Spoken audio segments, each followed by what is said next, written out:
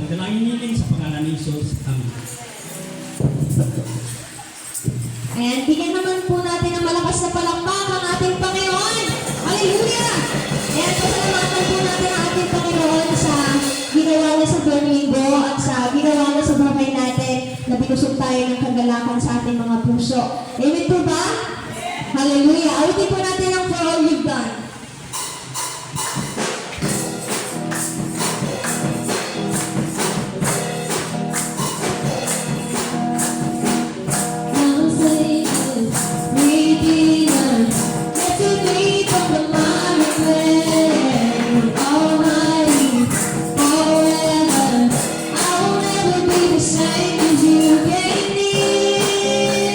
From the everlasting to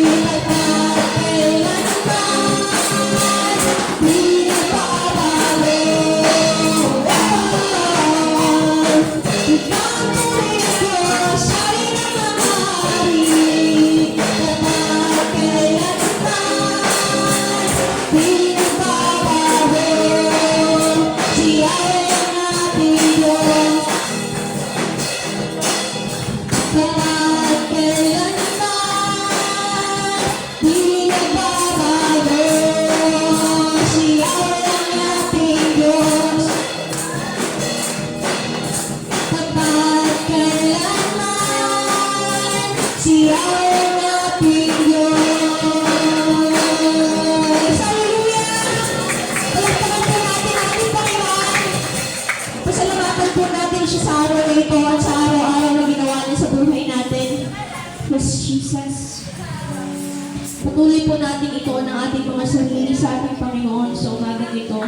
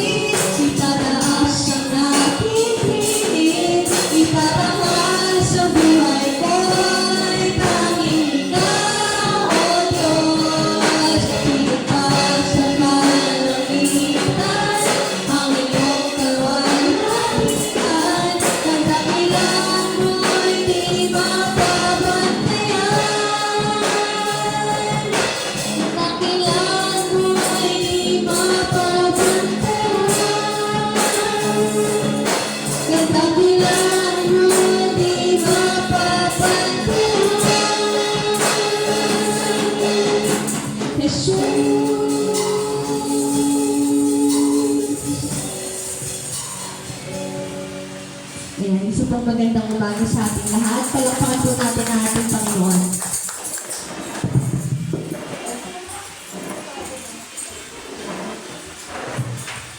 Salamat po sa mga awitin na sinihandog sa ating Panginoon. At ngayon po ay dadako po tayo sa patutuo kung sino man po ang may nakahanda na patutuo ngayong umaga. Ay bukas po ang harapan upang ihayag po sa umaga nito ang Pinoon ng Panginoon sa ating buhay.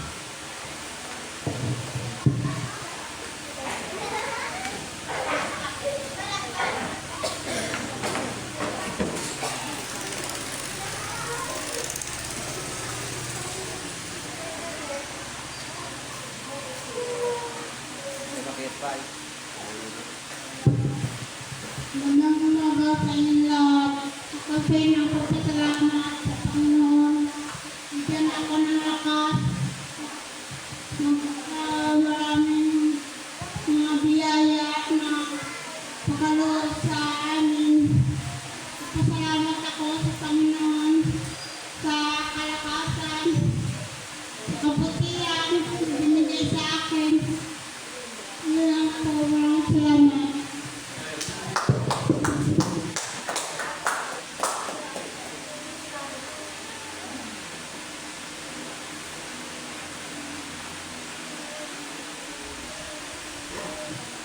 Sino pa po?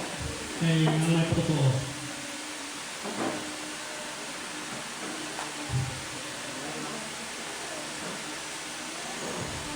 Nana?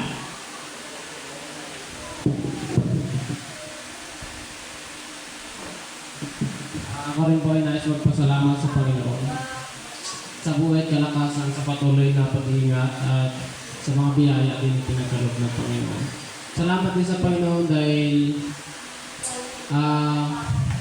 hindi ako pinababayaan ng Panginoon kahit na minsan ay kumbaga nandun din yung mga pagkukulang. Salamat sa Panginoon dahil kung sa isang bagay lang po tayo sa isang biyaya na po tayo nakapokus o sa isang pagkakamali ay hindi po tayo talagang makausat kumbaga sa may discouragement tayo. Kung mag-focus talaga tayo doon ay talagang parang kumbaga magbibigay yung ating kumbaga yung faith. Salamat sa Panginoon dahil sa oras na tayo may kahinaan ay ang Diyos talaga yung kumbaga nag-iisa tayo kumbaga minsan doon tayo sa isang lugar na mayroong kaibigan pero pag mayroong discouragement talagang kung may faith tayo sa Panginoon talagang binibigyan tayo ng kalakasan ng Panginoon. Salamat po sa lahat. Amen.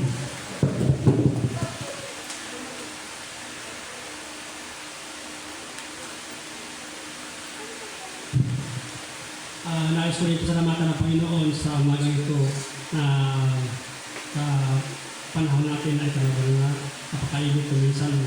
May panahon na malamig, makulimlim. Subalit, alam niyo po minsan pag ako yung umiikot sa bukid, tinataon ko na umaga sa kahapon. Kasi medyo malamig.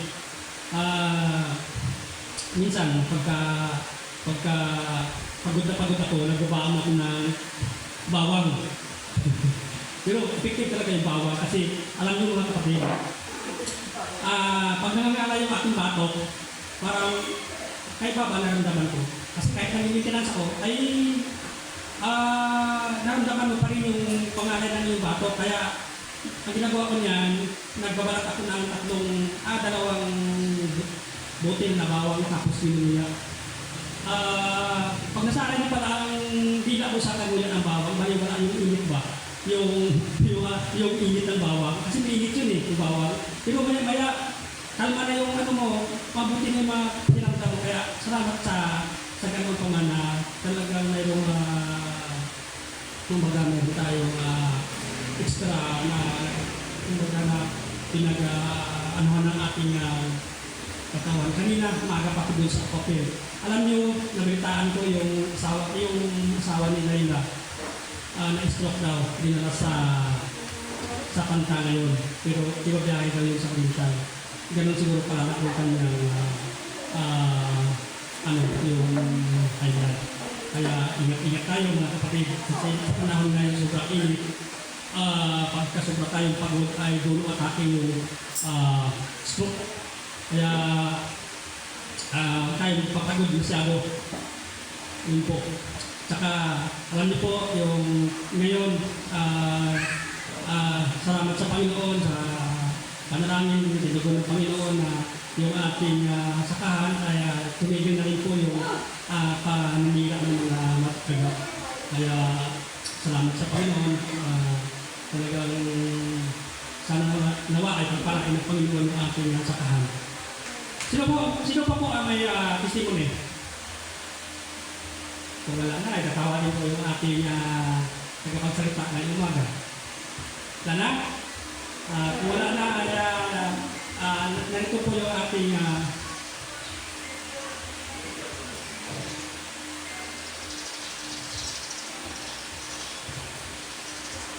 Basahin po natin ang ating verse sa umaga ito na matatagpuan sa Marcos 5 verse 25 to 34. Kasama rin doon ang isang babaeng 12 taon nang dinudugo. Hirap na siya sa sakit na iyon at marami ng doktor ang sumuri sa kanya. Naubos na ang kanyang ari-arian sa pagpapagamot ngunit hindi pa rin siya gumagaling. Sa halip, lalo pang lumala ang kanyang karamdaman. 27. Napalitan niya ang tungkol kay Jesus kaya nakipagsiksikan siya hanggang sa makalapit sa likuran ni Jesus. At hinipo ang damit nito, 28, sapagkat iniisip niya, maipo ko lang ang kanyang damit, gagaling na ako, 29. Agad niyang tumigil ang kanyang pagdurugo at naramdaman niyang magaling na siya. 30. Naramdaman agad ni Jesus na may kapangyarihang lumabas sa kanya. Kaya bumaling siya sa mga tao at nagtanong, sino ang humipo sa aking damit? 31. Sumagot ang kanyang mga alagad, nakikita po ninyong napakaraming nagsiksikan sa paligid ninyo, bakit pa ninyo tinatanong kung sino ang humipo sa damit ninyo. 32. Supalit, lumingon-lingon si Jesus upang tingnan kung sino ang humipo sa damit niya. 33. Palibhasay, alam ng babae ang nangyari. Siya ay nanginginig sa takot na lumapit kay Jesus, nagpatira pa at pinagtapat ang buong katotohanan. 34. Subalit sinabi sa kanya na Jesus, anak, pinagaling ka ng iyong pananampalataya, umuwi ka na at ipanatag mo ang iyong kalooban. Ikaw ay magaling na. Amen po.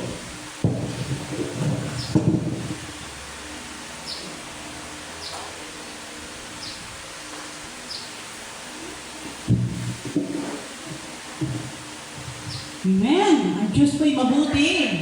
Sa araw-araw ng ating buhay, ang Diyos po ay laging mabuti. Atin akong tapikin ng ating kapatid. Sabihin ninyo, pinagpala ka sa araw nito.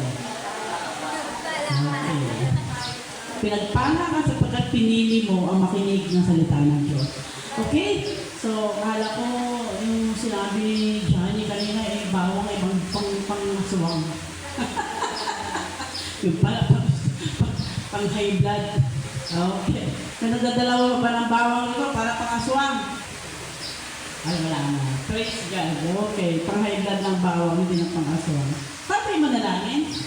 Panginoon ang makapangyarihan sa lahat. Muli, Ama, kami po'y nagdiriwang, nagpupuri, nagpapasalamat sa iyong kabutihan sa bawat buhay namin, Panginoon. Salamat na binigyan mo kami ng muli ng buhay upang aming magamit, Panginoon, sa pagpupuri, pagpapasalamat sa iyo, God. Salamat din, Panginoon, sapagkat nagtagumpay ka sa buhay namin ngayon at pinili po namin ang purihin ka at makinig na iyong mga salita. Alam po namin, yung pakikinig, Panginoon, ay lalo po nagkakaroon kami ng tunay na paglapit sa inyo, God. The more na nakikilala ka namin, the more na naging close kami sa inyo, God. Salamat po sa bawat isang ngayon, God, na naririto. At nawa ang mga salita mo, Panginoon, at dadalhin mo sa amin, oras na ito, Panginoon, maging pagpapala, maging lakas, Panginoon namin po, makamuhay kami ng ayon sa iyong mga salita at ayon sa iyong kalooban.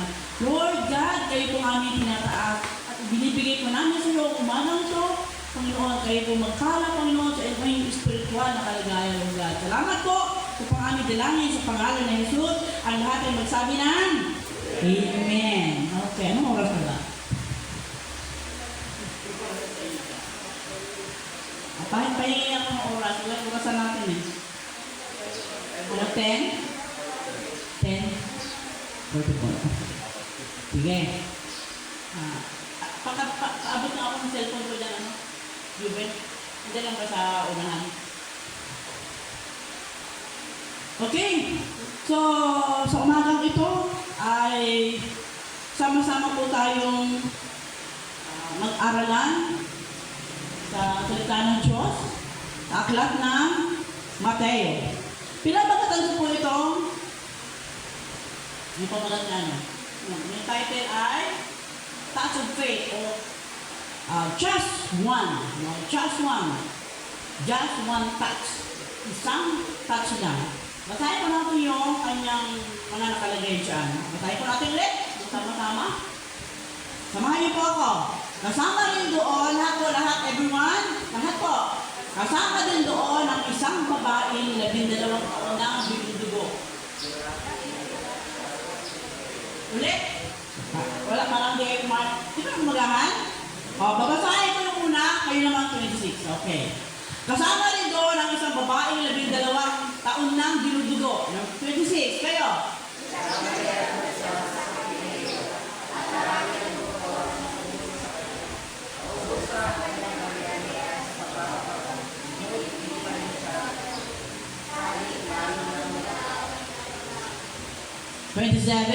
Nabalitaan niya ang tungkol kay Jesus, kaya nakipagsiksikan siya hanggang sa makalapit sa likuran ni Jesus at piniplo ang damit nito.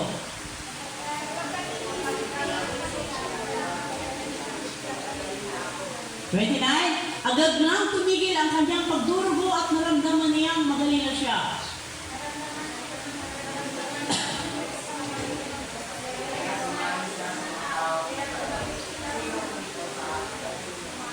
Kaya na ha. Sumagot ang kanyang mga alagad. Nakikita po ninyo napakarami nagsiksikan sa paligid niyo. Bakit pa ninyo itatanong kung sino ang humito sa damit ninyo?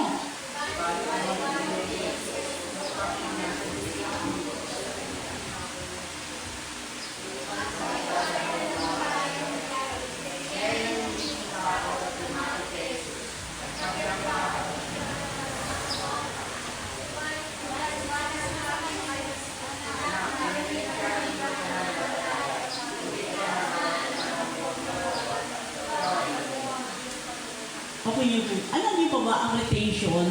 Yung retention sa mind ng isang bata, ng isang learner, dapat paulit-ulit na binabasa upang mas marami na iiwan sa kanyang kaisipan. Ito po yung isang idea ng Bethany School ngayon. Kung bakit ang kanilang ginagawa ngayon ay, ano ngayon tawag? Yung booklet? Ano ngayon? Yung kanilang lesson, nakalagay sa book, parang module. Kasi ang bata, kapag hindi niya pinaulit-ulit na basahin yun, hindi siya makakasagot. Kaya kasi mas maraming retention, o mas maraming naiiwan sa kaisipan natin kung paulit-ulit natin binabasa.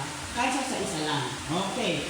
So, ayun ang topic po natin. Ito po sa isang babae na sabi po dyan ay, itong babae ito, sino po nakaranas, sino may karamdaman ngayon na taon ng binilang? Na yung pananakit ng katawan mo, ilang taon na yan? May 10 na? Wala pa naman. Okay, thanks God. No? Wala pang 10. Ngayon parang siya umaatake talaga. At saka si nanay, yung mga senior natin, siguro mga 1 taon. Kayo na ilang taon pa yung nararamdaman niyo ngayon? Ano lang, ilang araw, ilang buwan pa lang? 1 year? Kailan pa lang na? Kailan lang. Pero si nanay, wala pa namang 10 taon. So, ibig sabihin, ito ang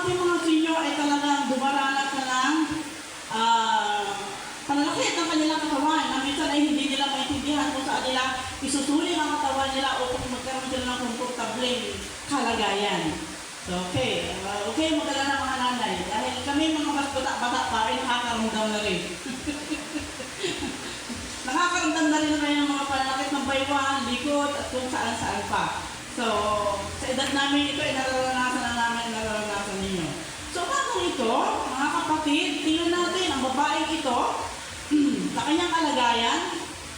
So, siya po ay sa March 2024. Okay. Okay, tingnan dito ang babae ito. Ang babae ito, so paano po natin ngayon napakahirap magkaroon ng karamdaman? Dito ba? Sabi nga po bawal tayong magkasakit. Para lang yan sa mga may pera. Pero tayo, ang ating pera ay sapat lang, parang bawal tayong magkasakit dahil ang hirap magpa-doktor. Di ba? Nanay, kailan lang nagpa-doktor? Ang hirap. Kahit na senior ka pa, ilang percent lang yun. Okay. So kahit na PhilHealth ka pa, may PhilHealth ka, ay ilang percent lang, hindi ka parang buhulong, hindi wala na. Okay, so mahirap po ang magkaroon ng karamdaman sa panahon natin ngayon. Kaya, sabi nga paalala nga na Chai, mag-ingat tayo. Tayong may mga mataas ng dugo ay kinakailan sa panahon malamig lang tayo lumabas. Ako rin po minsan sa uri ng trabaho ko, minsan pagka ang init-init na parang ayaw kong lumabas. Pero kinakailangan lumabas, kaya sabi ko, Panginoon, ingatan mo ako. Ganun na lang, no? Pero kinakailangan magkaroon tayo ng disiplina sa sarili na ingatan din natin ang ating mga katawan. Okay, so sa kwento na mayroon tayo ngayon, ito po ay nangangaral ang nangyari sa panahon ng pangangaral ng Panginoon, nangyari ito sa panahon na siya ay nandito sa lupa. Na ma-encounter niya ang babae ito na ang kanyang karamdaman ay meron po siyang problema sa pagdudugo o bleeding. Okay. Itong babae na ito meron pong desperadong kondisyon. Desperado. At sa amin desperado talagang desperate. Talagang kailangan talaga niya. Yun, desperado na talaga. Kung bagay, by hook or by crook, dapat gumaling siya. So, ilang taon na po siyang dumaranas ng ganitong kalagayan? 12 years na constant po yung suffering, yung paghihirap ng kanyang pagdurugo. 12 years, imagine niyo po yun, 12 years. Yung isang araw na lang na masakit ang tiyan mo hindi ka na makakali. Ako nga po masakit na ang aking lalamunan dahil celebrate yung aking kapatid sa Aruma Beach ng birthday niya. Ay napasarap sa malalamig at matatamis. Ayun, sumakit. So, sabihin oras na lang, magkaroon ka ng damang, mahirap na, masakit na, mahirap na, talagang hindi ka mapakali. Pero itong babae ito, 12 years na constant yung kanyang paghihirap. So, 12 years na siya ay mahina ng kanyang kahinaan dahil sa kanyang karamdaman. 12 years na disappointed siya. No? Bakit siya disappointed? Dahil nagpapagamot po siya Hindi ba sabi dyan? Siya po ay nagpapagamot. No? Siya ay nagpapagamot sa mga panahon na may doktor na talaga. Siya ay nagpapagamot sa mga doktor. Pero ano nangyayari? Gastos kung siya ng gastos, pero walang nangyayari. Kaya nakaka-disappoint po talaga yun. Okay. Imagine mo, gumastos ka, naubos na lahat ng kayamanan mo, naibenta mo ng kalabaw mo, naibenta mo ng bahay mo, naibenta mo ng lupa mo. Hindi ka pa rin gumaling. Okay, ganoon po yung kalagayan niya. 12 years po siyang nakaramdam ng disappointment dahil naubos na ang kanyang kayamanan, naubos na lahat ang kanyang mga resources, hindi pa rin siya gumagaling. Bagkos, lalo po siya humihina. Nagiging worse pa ang kanyang pakiramdam. So sa 12 years din po na yun, tinawag po siyang unclean. Hindi malinis. At isolated po siya. Emotionally depressed. Okay. Bakit po sinabi kong unclean, isolated, emotionally depressed? Dahil ang mga panahon na yun, sabi po dito, anong lahi itong babae nito? Siya po ay, ayon sa mga scholar, siya po ay nakatira sa Capernaum. sa Galilee na kung ano ngayon ito ay ang Palestine. Okay. May nagsasabi na siya ay Hudyo at may nagsasabi naman na siya ay Gentile. Okay. So, hayaan na natin kung anong lahi siya. Basta, siya po ay nakatira sa Capernaum at marunong po magsalita ng Hudyo.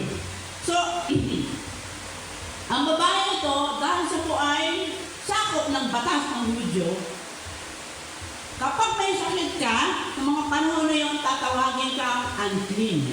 Hindi ka malinis.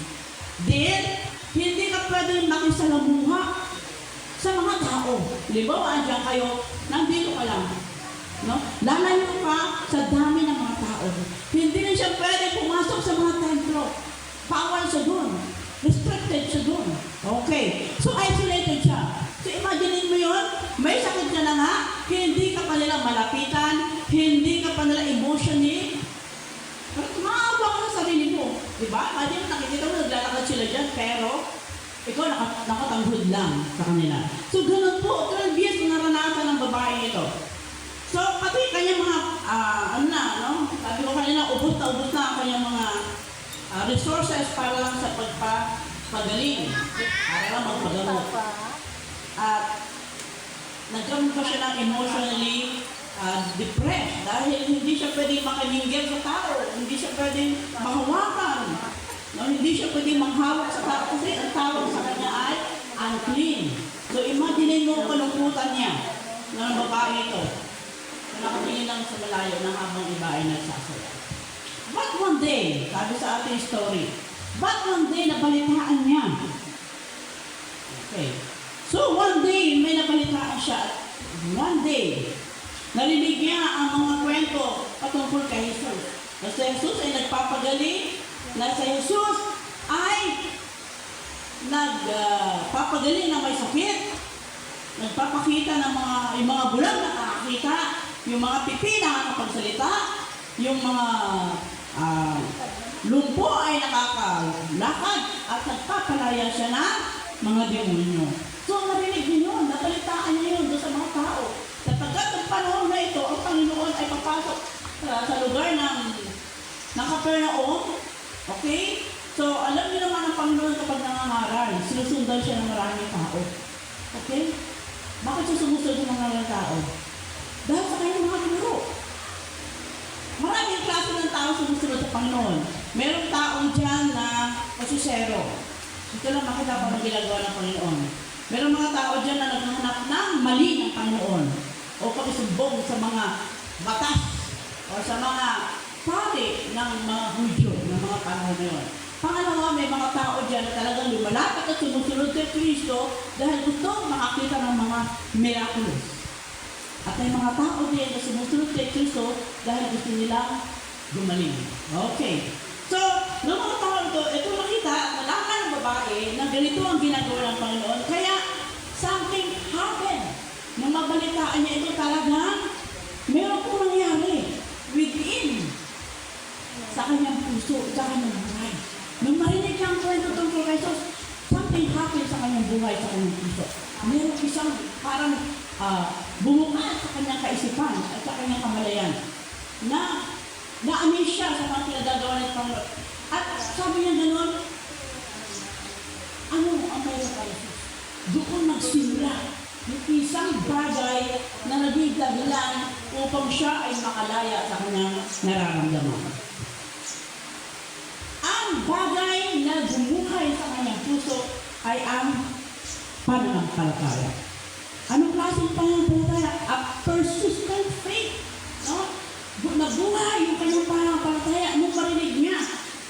Si Jesus ay nagpapagaling, si Jesus ay ganito, si Jesus ay ganito. Kaya nabuhay yung kanyang paniniwala. Kaya rin ako pagaling ni Kristo. Okay. So ano po nangyari? Nung pumatok ang Panginoon sa dahil mga tao sumusunod sa kanya, at alam natin na bawal siyang lumapit sa mga tao. Pero yung protocol na yun, no? Yung restriction na yun, nagbawal sa kanya, binaniwala niya yun. Kundi sumunod ka siya kay Jesus. At nung sumunod siya doon, At talagang habang siya sumusunod kay Jesus, talagang sinikap niya makipagsiksikan. Sabi ko niya, siya ay nagipagsiksikan. No? Sa dami ng taong lumalapit kay Jesus, siya ay nakipagsiksikan. Bakit? Bakit siya nakipagsiksikan? Dahil nakalagay sa kanyang sa kanyang puso, na kailangan siya ay gumaling. Sabi niya, at habang siya nakipagsiksikan, maingay ang tao, lahat, gitgitan, okay. At siya ay nakipagsiksikan, kahit na siya ay mahina, kahit na ang katawan niya ay hindi pwedeng makipagbaliyahan, sige lang, tuloy lang. At dahil nais niya, doon sa nais niyang gawin. Sapagkat ang nais niyang gawin ay ano? Siya ay gumaling. So, the more na ang tao ay nadigirian, ang tao ay nagtutulakan, the more nagkakaroon siya ng determinasyon na makalapit kay Jesus. Hindi niya kailangan ng attention ni Jesus. Hindi niya kailangan ng spotlight. Hindi niya kailangan ang sino man, ang nakalagay lang sa kanyang isipan ay, if I just touch his clothes, sabi niya, I will be healed. Sabi niya, sa kanyang pakikipagsiksikan, mahilo ko lang ang laylayan ng kanyang damit. Ako ay gagawin. Imaginin mo yung faith na tumatok sa kanyang puso. Laylayan lang. Dulo lang. Sabi ko sa picture, pati nga ako ng picture. Dulo lang. Sabi niya, dulo lang. Ang mga wakan ko sa kanya, gagaling na ako. Imaginin mo yung faith na yun.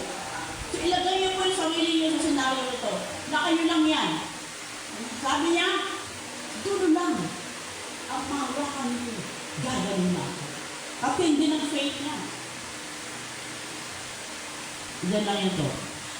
Ang hindi ng faith na babae ito na sinabi niya, dulo lang ang mga wakan ko ay gagaling na ako. Just one touch. Isang touch lang, sabi niya. Dulo lang ng dulo. Kahit dulo lang, gagaling ako. Just one touch. Gagaling ako.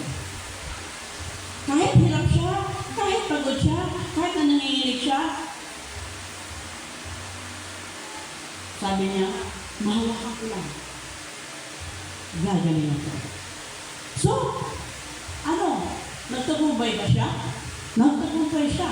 So, pagkatapos siyang panghawakan ang dulo ng laylayan ang damit ng Jesus, dali-dali po huminto ang kanyang pagdurugo. Dali-dali bumalik ang kanyang lakas. Dali-dali din na yung 12 years na niyang suffering ay in 1 second nawala lahat. Imagine niyo 12 years dahil lang sa isang one touch na yan sa laylayan ng damit ng Panginoon. Segundo lang nawala ang 12 years ng paghihirap. Tingnan katindi yung pagka-persistent ng kanyang kahapon. Ang tindi ko. Ako pag pinag-aaral ko, grabe mo, parang pinakalabutan ako doon sa kanyang pananampalatayang ipinakita. Pag hindi niyo po pag-aaralan ito, hindi niyo ilalagay ang sarili niyo doon sa sitwasyon, hindi niyo mararamdaman yung kapangyarihan ng Panginoon. Yung ginawa ng babae na paano niya nakipagsisikan sa kabila ng kanyang kalagayan, ay hindi niyo mararamdaman.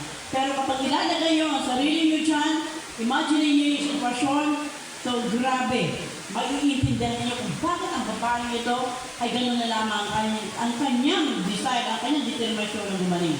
So just one touch. And then, the 12 years na paghihirap niya, in 1 second, ito ay nawala. Praise God, hallelujah. So, sa gitna ng gitgitang crowd, sabi niya ng Panginoon, di ba, nagigit-gita na gano'n? Pakibalik yung verse. Nagigit-gita na ganyan, kita. Nung mahawakan siya ng babae na gano'n sa kanyang laylayan, sabi niya, yan, yung part na yan. Sino ang umipo sa akin? Sabi ng Panginoon. Dahil mahawakan, the moment na mahawakan ng babaeng laylayan ng Panginoon, ng damit ng Panginoon, just one touch,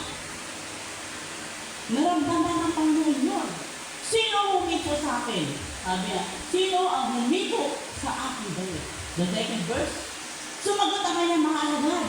Nakita po ninyo napakatindi yung sagot ng, ako nung parang binabasa ko ito, nakita po ninyo napakarami nagsisika sa paligid niyo, bakit ba ninyo tinatanong kung sino humiko?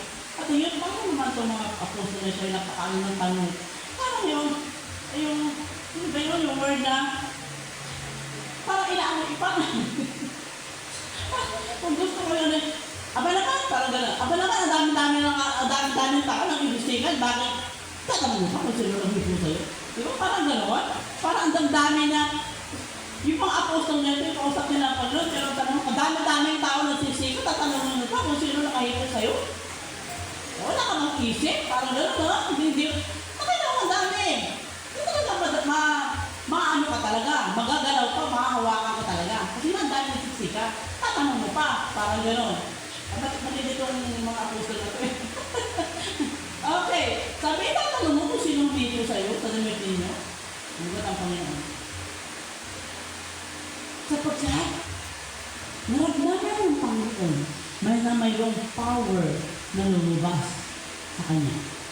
Nung mahawakan ng babae ang damit ng Panginoon, naramdaman ng Panginoon na may lumabas.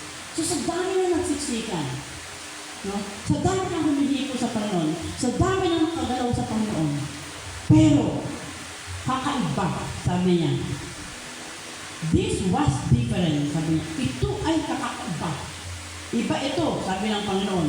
Yung power, yung hipo na to, sabi niya, yung humipo sa damit ko ay kakaiba ito. This touch carried faith, sabi niya. Yung hipo na yon ay nagdala ng isang pananampalataya. Sabi niya gano'n. Merong lumabas na isang pananampalataya kapag hipo na yon. So, dahil meron kapangyarihan ng lumabas. Sa dami ng nagagalawan doon, no? Pero nalaman ng Panginoon na yung hipo na yon ay hipo ng kapangyarihan. Diba? Sabi, sino humipo sa akin? Sabi ng mga apostol, sa dami ng tao ng sisita, itatanong ko pa kung sino humipo sa'yo. Pero naramdaman ng Panginoon na yung hipo na yun ay hipo ng pananampalataya para siya ay pumaling. At nung marinig ng babae na tinanong ng Panginoon, sino humipo sa akin? Sino humipo sa aking damit? Nanginig sa takot ng babae. No? Nagpatil pa. Yung picture natin sa harapan yun yung babae. Yung picture na sa harapan. Pero naniniwala ko, according to the Bible, nasa harapan niya na yung picture Pero kung ating babasahin ang Biblia, yung babae ay nasa likuran. Hindi sa harapan. Okay.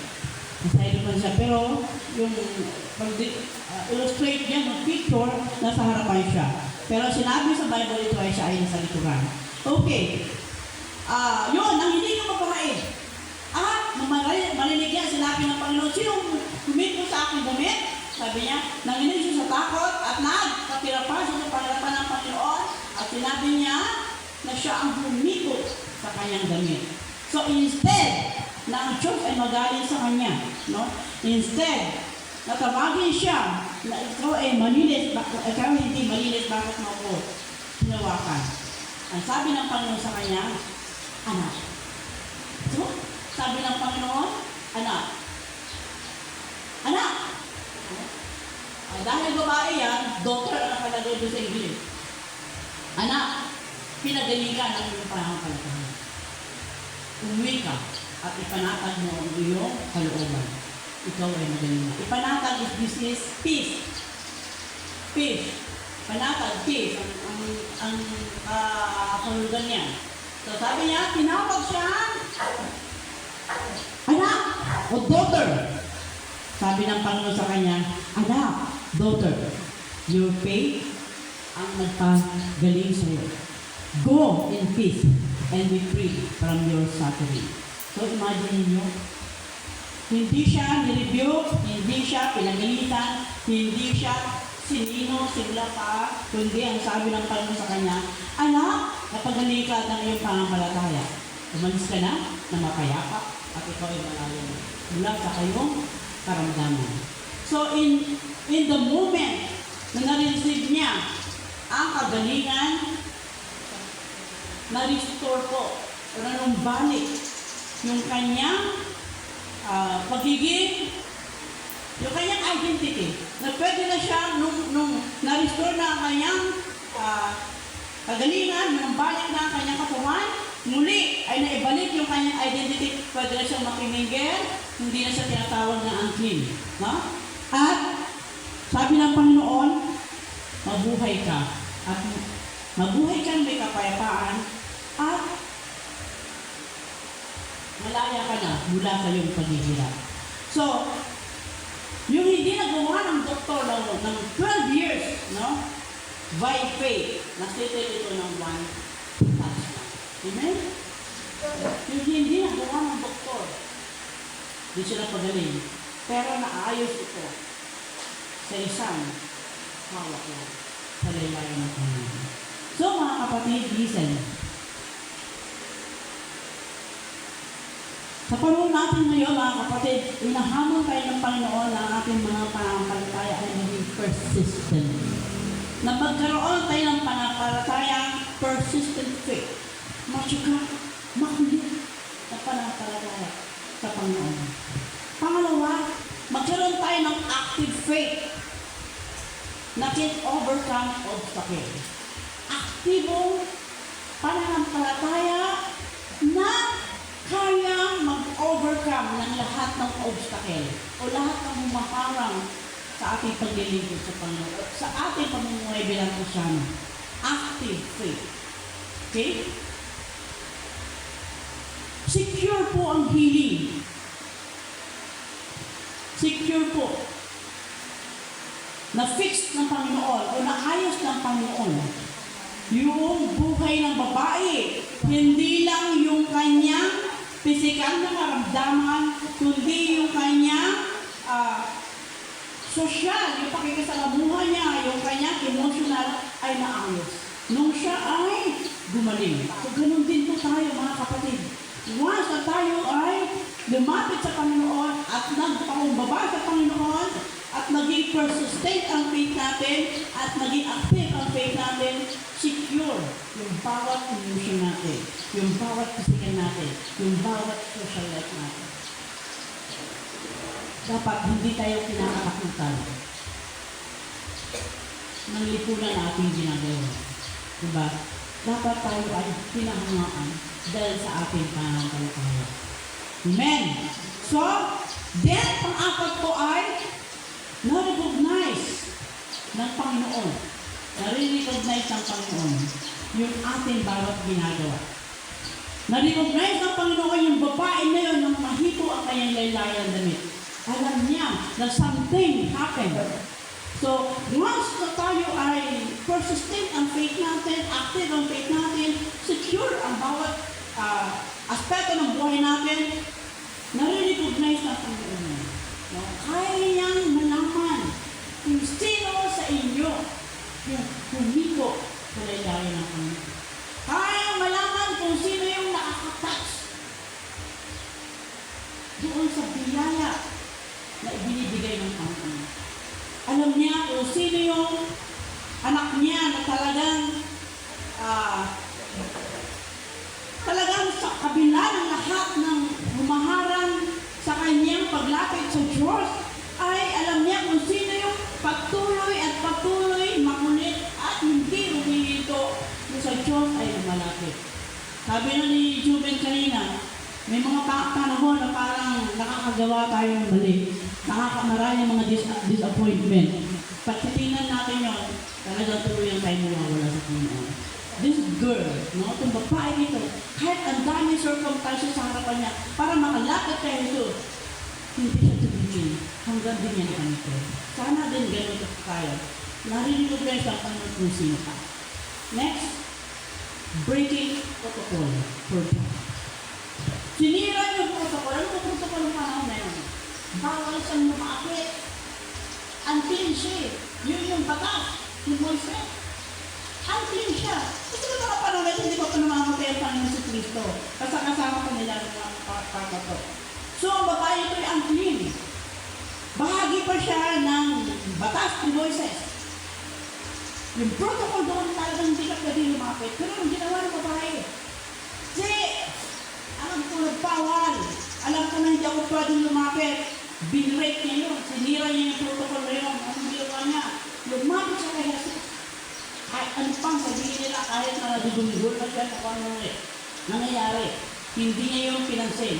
Dahil ang nasa kanyang isipan, kahit na-erase niya pa yung kanyang buhay, yung mga legal issues na kanyang religion ng mga panahon, kahit may backlash pa yan, sabi niya, just, I want to receive a blessing. Dahil gusto niya makatanggap ng kapalan, kagaling. Kahit na may backlash pa, kahit na siguro ituloy pa siya ng mga panahon na yun, dahil lumapit siya na antuin siya, wala siyang pakialam. No? Dahil gusto niya matanggap yung biyaya ng kagalingan na nanggagaling sa Panginoon. So walang pwedeng humarang sa kanya. Naalala ko po, doon sa panahon na sa Saudi pa kami ng pamilya namin, alam namin bawal. Ito, babae na ito, bawal to eh. Bawal yung ginawa niya ng paglapit sa kanyang batas. Pero nung panahon sa Saudi pa kami, bawal din ang magtipon para sa Panginoon. Bawal ang makita kayo na kayo nag-aaral ng Biblia. Bawal na kayo ay nag-aawitan. Bawal. Kaya yun po ang dahilan kung bakit ang unang salta ko sa Saudi Arabia, wala po kami inatinan na gawain. Dahil natatakot ako. Ay baka ikaw'y makulong. Okay. Pwede naman mag-valid faith. Pero alam namin na mayroong mga underground church. So bawal po. Pero bakit ang mga Kristiyano ay nagpapatuloy na nagtitipon sa panahon ng bawal? Dahil po yung kanilang pananampalataya, yung kanilang pag-ibig sa Panginoon nagpupumiglas. Hindi pwede kahit na bawal, magtipon tayo. Kaya every gawain may kainan. Every gawain may kape. Every gawain may pagkain. Dahil, just in case na dumating ang pulis at ang matawa kasi yung priest ng Islam. Kasi every mag-raid ang mutawa, pare ng Islam, may kasamang pulis yan. Tambal yan dalawa na. Kaya ang idea, kahit na may pulis, na pumasok sa bahay mo, tumatok at natagpuan na kayo ganyan na nagtitipon, eh baka siyempre kakatok mo na yun, hindi naman kagad makakapunta. Biglaan yan. Nandiyan ang pagkain naka-ready na. Parang gagawin parang party-party lang. Kainan lang. Bawal din ang birthday dun eh. So kainan lang, nagsalo-salo. Kaya napakahalaga ng mga panahon na yon na mayroong family. Kasi ang family, ino-honor. Ino-honor ang family. Pag family ka, pwede kang tumanggap ng bisita. Pero bawal ang lalaki at babae mag-join. Kaya, kapag may darating, hiniwalay mo na si babae sa ibang kwarto at si lalaki hiniwalay. Pero ang family, pwede maki-mingle. So, ganoon po ang strategy namin. Kahit na alam namin bawal ang magtipon-tipon, ang mga puso ng mga Kristiyano ay hindi nakahito. Sila ay nagtipon-tipon, gumawa ng mga kaparaanan upang patuloy na mapuri at papasalamatan ng Diyos. Kasi kapag walang pagtitipon-tipon, manghihina ang mga Kristiyano. Amen. Manghihina talaga pag walang pagtitipon. Kaya kahit na may mga sinyasan, pagka nag-doorbell ka, pag 5 doorbell, kami yan ha. Pag isang doorbell lang, dalawang bell, ay baka iba yan. Pag 5 doorbell, kami yan. O kaya may usong camera nun, malayo pa lang. Ang gagawin, bukas na yung gate. Pagbukas ng gate, pasok ka ng sakyan, saka mag-unload ng tao. Hindi pwede mag-unload ng tao doon sa labas. Dahil pansinin yun sa mga bahay. Yung mga bahay doon ay parang kahon lang. Okay, kita yung matataas. Kita ka doon. Kita ka lahat. Kaya, papasok mo lang sa sakyan, doon mag-unload. At paglalabas, mag-load mo na sa loob. Sarado ka agad ang pinto. Ganun po kayo. Ganun po ang mga strategy. Para lang ipagpatuloy ang paglilingkod sa Panginoon. Para lang ipagpatuloy ang pagpupuri, pagpapalakasan sa Panginoon. So imagine niyo po kung gaano katindi yung dinanas namin noon. So dumating nga kami ang point na talagang niliglig ang church. Hindi kami nagkaroon ng gawain. Teka muna, dito muna tayo. Kasi si Paano po nakaranas yan ng na-raid talaga. Kinuha ang Bible at si Pastor din na sa tulungan. Ito po yung church ng GIN. So grabe po, yung hirap noon namin. Para kami pag-worship, tupunuin namin at itlog. Yan, itlog. Itlog, lahat yan. Ito, ilang layer ng itlog. Lalagyan ng yung pork na makislap. Okay? Ganon. Para lang pupunin na naman, para lang makaganap ng mga instrument. Ganon, katindi. Pero, nakakatuwa. The more na hinihigpitan ng mga Kristiyano na dumalo sa gawain, umatin sa ganito, the more na nagpupumiglas ang pananampalataya ng mga believers. Nakakatuwa. At nakakatawa na hanggang ngayon, makita mo yung mga pinangaralan mo, o nakasama mo, o nasulwin mo, hanggang ngayon nagpapatuloy. Ate, meron pa naman din siya, ate, kamusta ka na? Ate, nagpapaawit na ako, nandito ngayon ako sa Canada. Nagpapaawit ko ako sa dito sa church ng GSM na maliit na last week lang. Itong tao na ito na umaatid sa church namin, parang hindi sa seryoso sa kay St. Louis ng life. Pero mag-message, wow, Kristiyano pala si Jacob kasi ang pangalan. Wow, nagpatuloy pala si Jacob at sa Canada siya ngayon. At nagkaroon pa siya ng asawa at Kristiyano. So imagine mo po, kung kahit na gano'n kahirap, kahit na gano'n nakakatakot, no? Kahit na nag-break ka ng protocol para kay Kristo, ang Diyos ay gumagawa ng mga kaparaanan upang patuloy tayo makapag-worship sa Panginoon. Ang Pilipinas kaya, dumating sa puntong bawal na tayo magtipon. Ano kaya ang gagawin ng Kristiyano? Ano kaya ang gagawin ng Kristiyano? Sa mga panahon na balong din sabihin, huwag na kayo butin. Pero hindi po. Sa Saudi kasi yung mga panahon, tugot-tugot pa eh. Dahil matindi yan, nakalaban mo. Dahil yung Islam, nakalabanan mo. Pero ang Diyos po ay napakabuti. Kung gaano kahigpit noon, imagine mo, nag-cover pa ako ng, cover ako niyan, mata lang ng tao. Ganyan. Ganyan lang mata ko. Doon sa kami sa lugar na talagang school ang mga tao.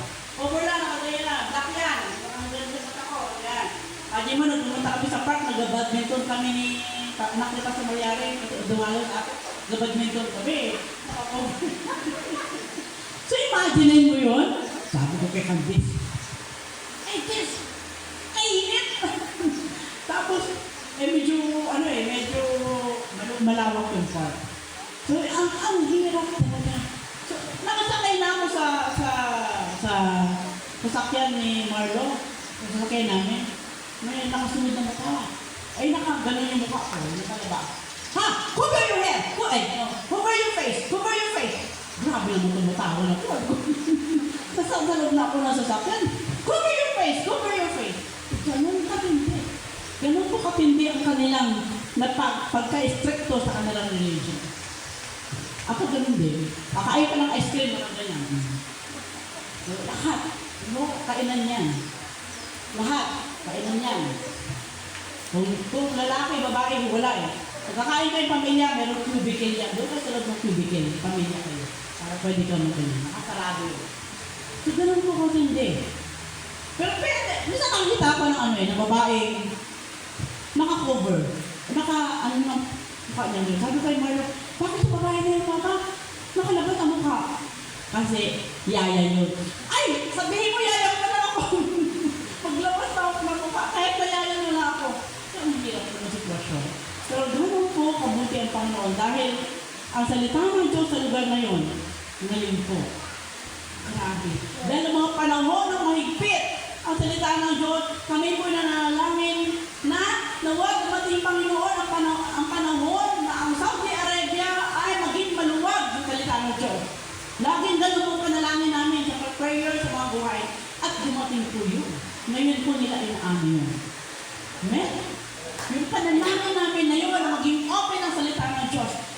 ano yung nangyayari po yun. Ngayon wala na silang kakaba-kaba. Nandun pa rin sila sa gawain, nasa mga gawain sila pero wala kakaba-kaba. Kasi pinalaya na sila. Noon sa kanilang mental na kaisipan tungkol sa Diyos. So imagine mo, yun ang kabuti ang Panginoon. Ngayon merong Christmas tree na, may sinihan na. Ang babae nagdadrive na, wala nang abaya, wala nang kahirap na ganyan. So ganun po ako, bunga ng pananalangin namin na maging malaya ang salita ng Diyos. Ngayon malayang-malaya ang salita ng Diyos.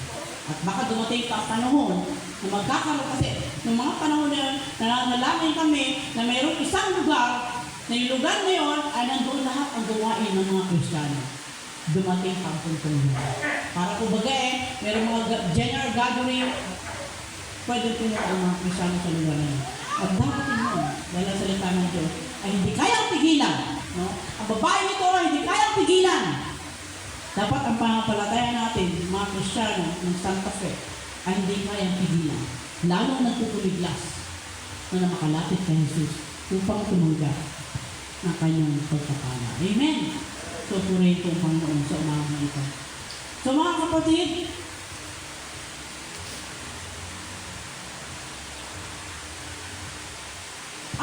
ang tanong ko po ay, ang pananampalataya na meron ka ba ngayon ay kayang humawi ng mga harang upang kayo makakuha ng kanyang kapangyarihan?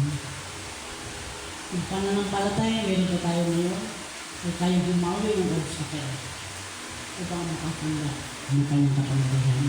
Pangalawang tanong ko, ano po ang issue ng buhay natin ngayon? May kanya-kaya po tayong issue. Ano ang issue ng buhay mo ngayon na kailangan ng isang touch sa tayo? At ito ay magkakaroon ng kagibuhan, kapayapaan.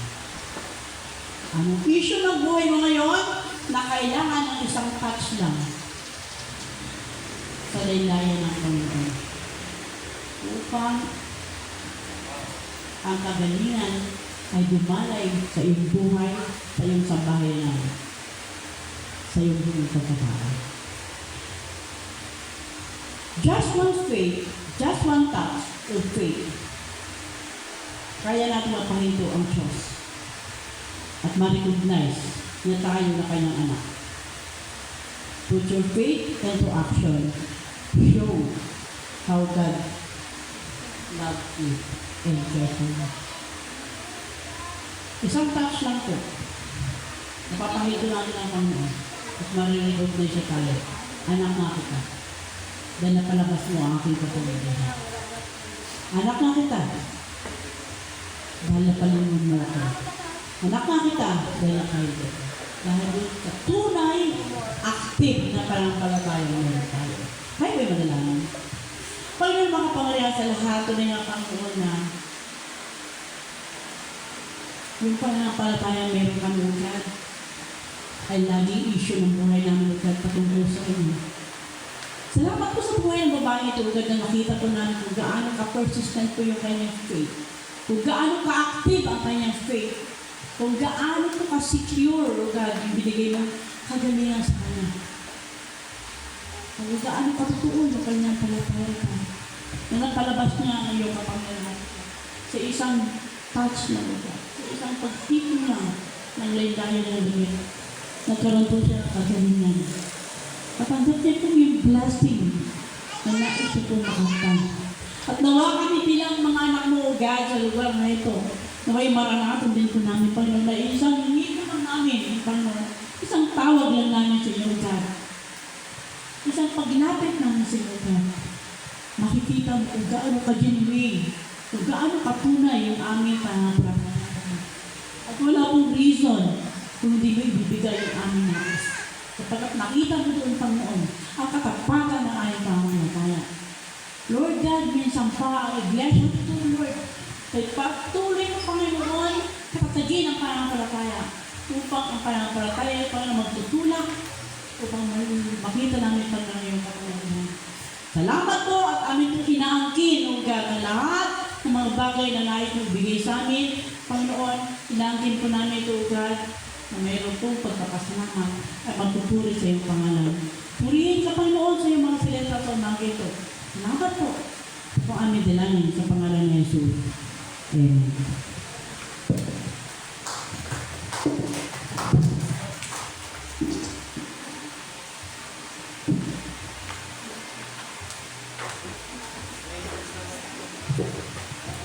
Salamat, Pastora, sa mga salita na nahayag ngayong umaga. Tulad ng isang babae na sa Biblia na kinabot kahit na lang sa lagayan ng damit ng ating Panginoon. Tulad po ng ating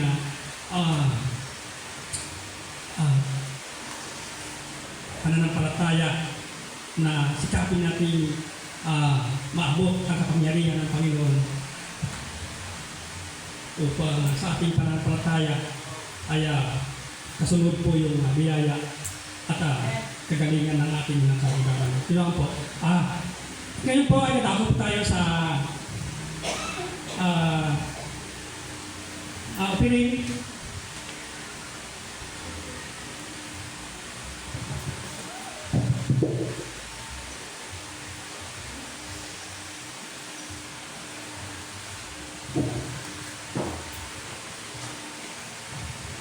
Magandang araw sa kanila. Basahin po natin sa Malakias 3 verse 10.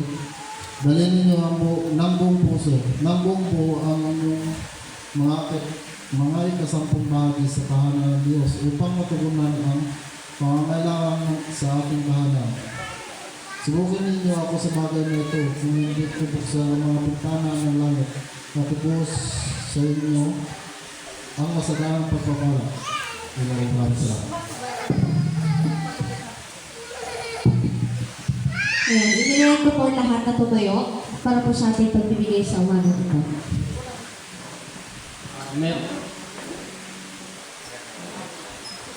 Okay, magdadalawang give po tayo, no? Dalawa, isa.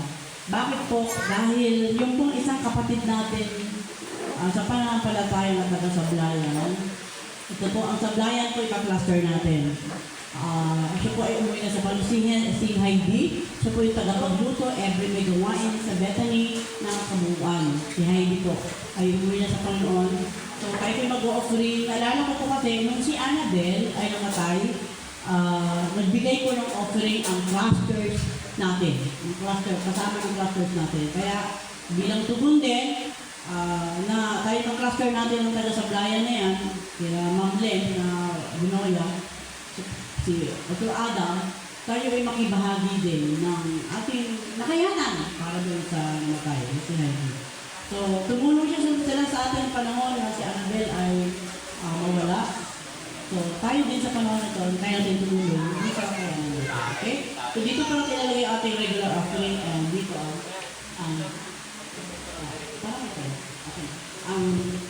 ang para po dun kay Heidi sa mga. Salamat.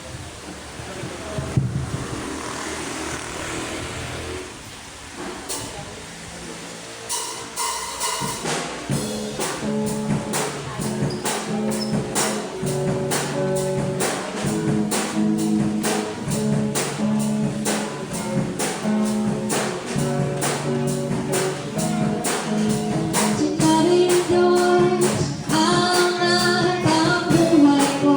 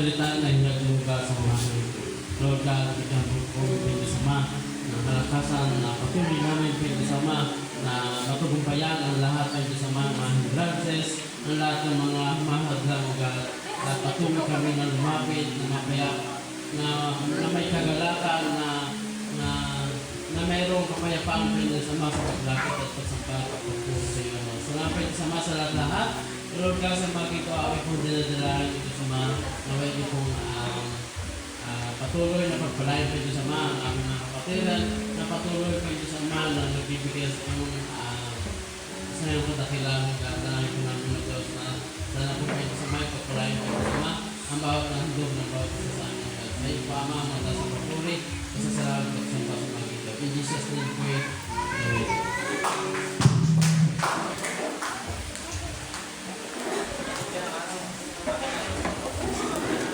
Nagkakaroon po tayo sa pagbabalita. Wala po tayong Sunday School kanina kasi yung ating Sunday service ay nagsisimula sa alas 10 hanggang sa matapos. Ang ating prayer meeting ay Miyerkules, nagsimula po alas 6 ng gabi. Yung Fellowship, Saturday, alas 2 ng hapon. Rehearsal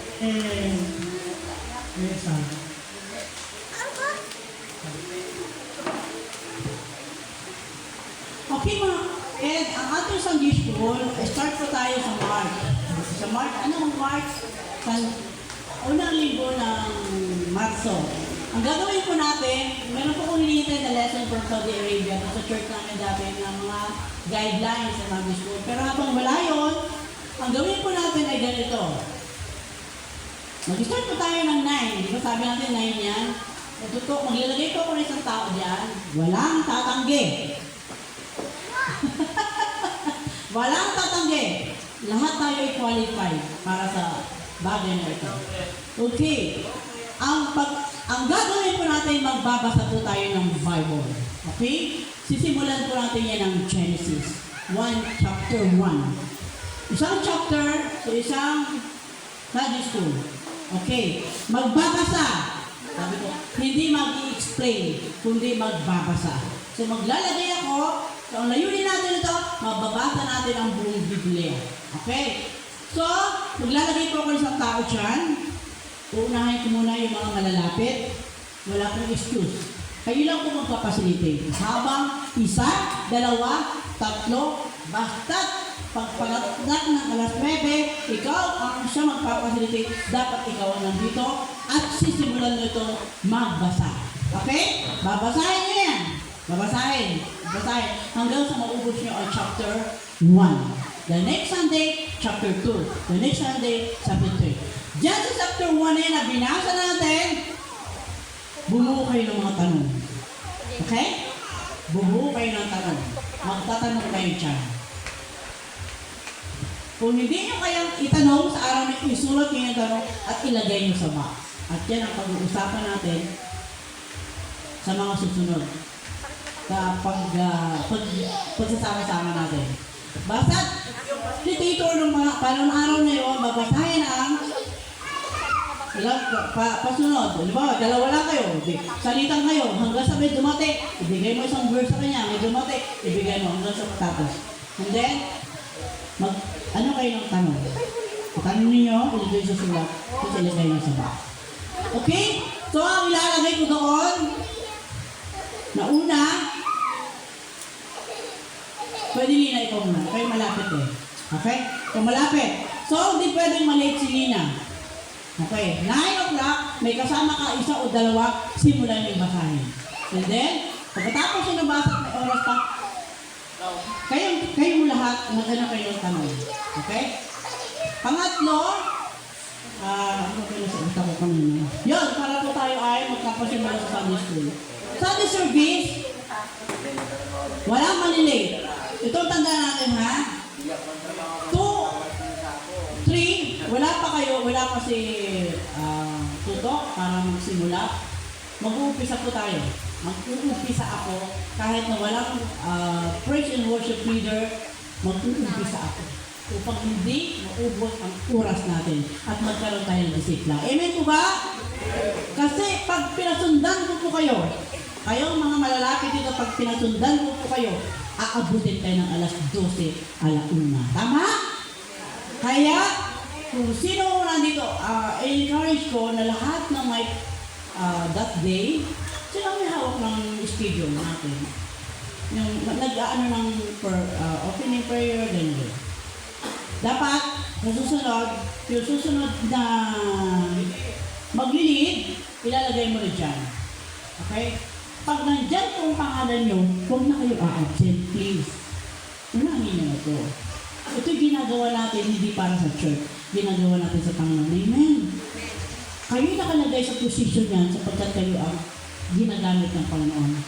Pribileyo po ang magamit ng Panginoon. Okay? Pribileyo. Kaya pag nakalagay na i-push mo na, di ba nag-push na ngayon, sa araw na ito, ilalagay mo ang maglilid sa sunod Sunday. At pag nakita niyo ang pangalan niyo, huwag na kayong malilid. Mauna na kayo dito. Okay? Ang prayer meeting po natin ngayon, ay tinanong ko, G, di ba meron kang assignment ngayon? Sino susunod? Women. Alam niyo kung bakit ko sinasabi yun? Dahil sa chat group natin, hindi lahat active. Okay? Ang mga active lang dyan ay yung mga kabataan. So hindi nyo alam, minsan naka-assign na pala kayo. Tama? Ako pa lang prayer meeting, doon pumunta kayo sa kanya, alam mo na kayo pala mag-opening prayer. Kayo pala mag-exhort ng offering. Kayo pala closing prayer.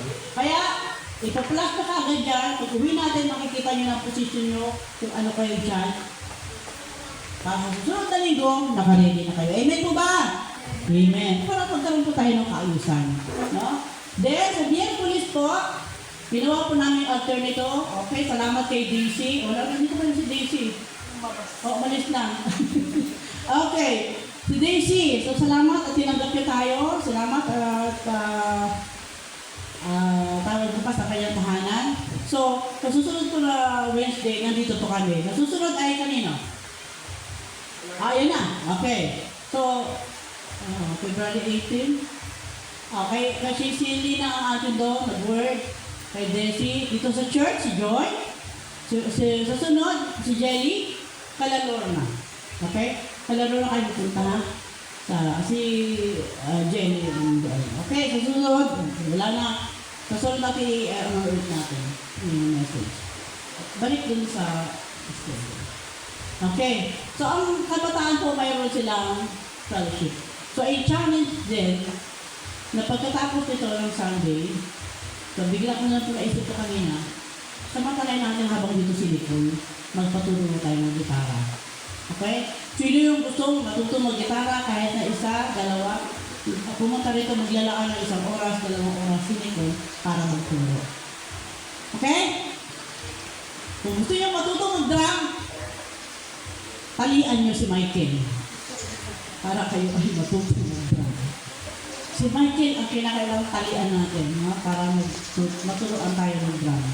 Pero sa gitara, habang andyan si Nicole, i-proseso ko natin. Maging intentional po yung ating pag-aaral upang patuloy na maging maganda ang kaayusan ng church at magkaroon tayo ng magagamit sa iglesia.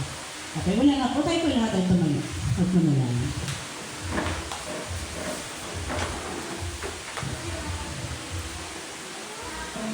Closing prayer.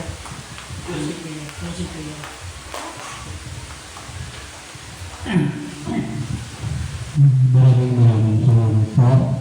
Panginoon, sa natapos namin gawain, Panginoon.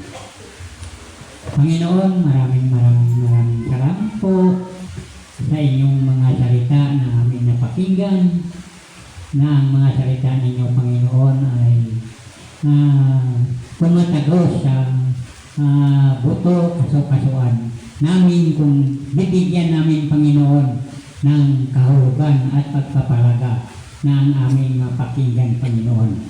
Dahil ang inyong mga salita, Panginoon, ito ang aming kalakasan, pinakamatibay na pundasyon sa aming paglilingkod, pananalig, pananampalataya, Panginoon. Salamat po sa mga salita ninyo na aming napakinggan, Panginoon. Noong unang panahon ay ang salita mo ay inuukit sa bato, Panginoon.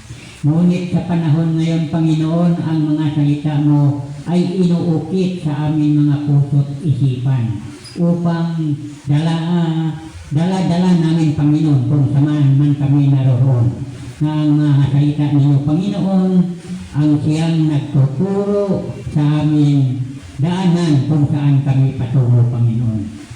Ay ang paalaala ng inyong mga salita ay dadaan kami sa makitid na daan. Ang tungo noon ay doon sa langit, sa buhay na walang hanggan. Yan nga po ang inyong mga paalaala. Salamat. Maraming salamat po sa mga salita ninyo na palagi namin napakinggan, Panginoon. At kami, Panginoon, ay maging interesado kami, Panginoon. Maging masipag kami, Panginoon, sa pagbabasa ng inyong mabuting salita.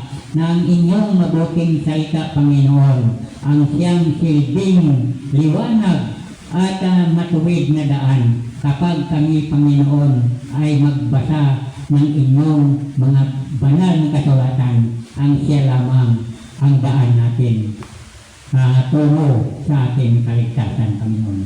Maraming salamat po sa mga natapos namin gawain, Panginoon. Ay pagpalain mo po kami lahat na nakakinig ng mensahe ng inyong anak na ginagamit dito sa Iglesia ng Santa Fe Pangdumo. Maging sa pag-iwalay namin, Panginoon, ay ingatan po ninyo kami hanggang makarating kami sa aming mga tahanan na kasama namin kayo, Panginoon, upang ingatan kami sa buong maghapon. Ang lahat nito, Panginoon, ay ipinagkatiwala namin sa inyo. Ay kayo ang aming Diyos na pinaglingkuran, na kayo ang may-ari ng aming buhay, at kayo po ang aming inaasahan na makapag-iingat sa amin habang naririto kami sa mundong ito, Panginoon. Palakasin lamang namin ang aming paglilingkod, pananampalataya sa inyo, na ito ang katiyakan, kasiguraduhan namin sa aming patutunguhan. Maraming salamat po. Ang lahat nito, Panginoon, pinasalamatan namin ng lubos-lubos sa pangalan ni Jesus. Amen.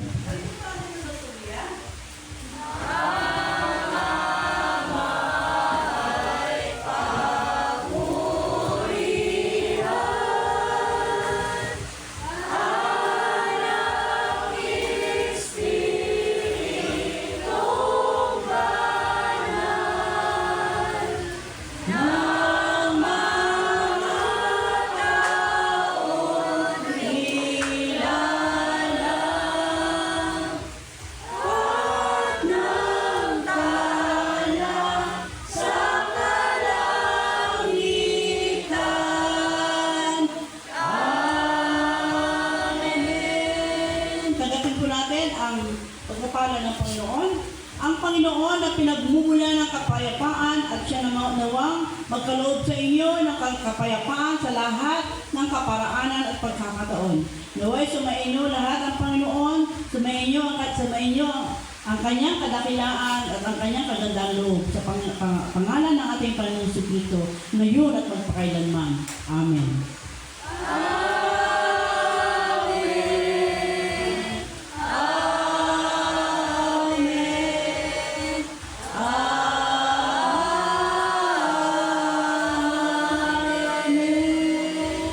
Pagpalain po kayo ng Panginoon.